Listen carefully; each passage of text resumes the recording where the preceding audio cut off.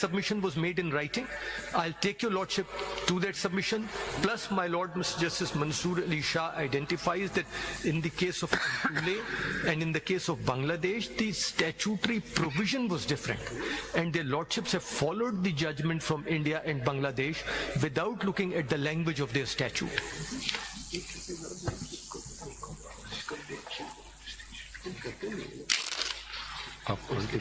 And that is, my lord, also what Mr. Justice Syed Mansoor Ali Shah points out in his dissent, and that's probably the last proposition, that the distinction which was drawn between elected holders of a public office and persons in the service of Pakistan, that distinction actually did not exist in law. And that's the last submission, which basically... Sorry, come again?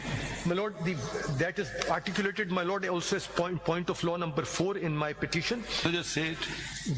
The distinction drawn in the majority judgment between elected holders of public office and persons in the service of Pakistan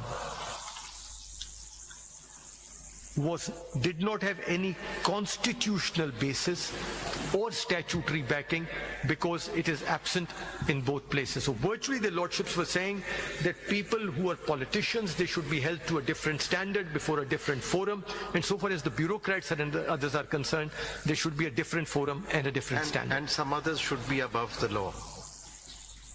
They didn't go that far, my lord, but... And please don't... That's very important. Please don't quote Animal Farm now.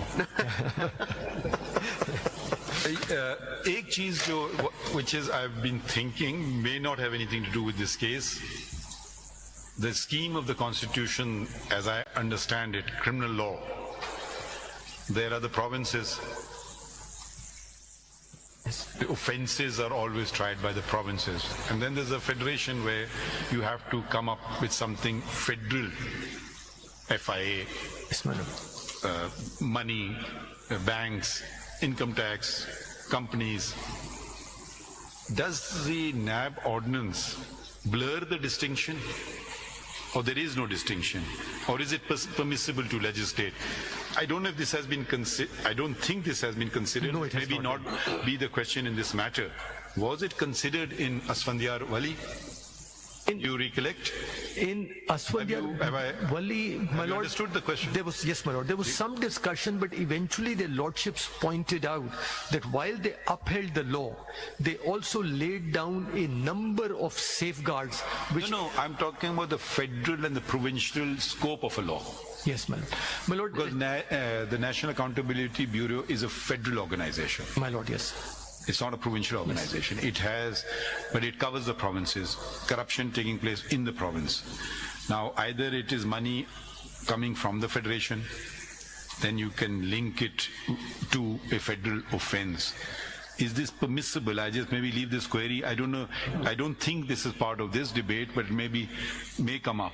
My lord, Asfandiar Wali... I appreciate my lord's that's a question. It's a very, very pertinent question. My lord, especially, you see, in context of provincial autonomy. Yes. That isn't it an encroachment on provincial autonomy? I think a valid, I don't know. I've always wondered why this is so. At the time of Asfandiar Wali... देखिए हमारे साथ मखदूम साहब एक बड़ा मसला होता है माशाल्लाह लगता है नैब ऑर्डिनेंस 2 मिनट में बन जाता है अगर कोई जमहूरियत कोई उस पे आगे चीजें करे वो बड़ा मुश्किल हो जाता है भाई वो तो फौरन आ गया ठक करके वो कोई क्वेश्चन नहीं किया अच्छा suppose this is just another thing What if ये तो उन्होंने changes किए हैं? What if the government had thrown out the say be hereby NAB whatever ordinance is hereby repealed? My lord, that was a Could they have done that or not? My lord, that was without providing an alternative forum. Could the legislator do that or not? Absolutely. And whether they have the power to do so. My lord, yes. Not a legislature which makes a law can repeal the law. And my lord, your lordships... But if this is so, then the amendments fade into insignificance.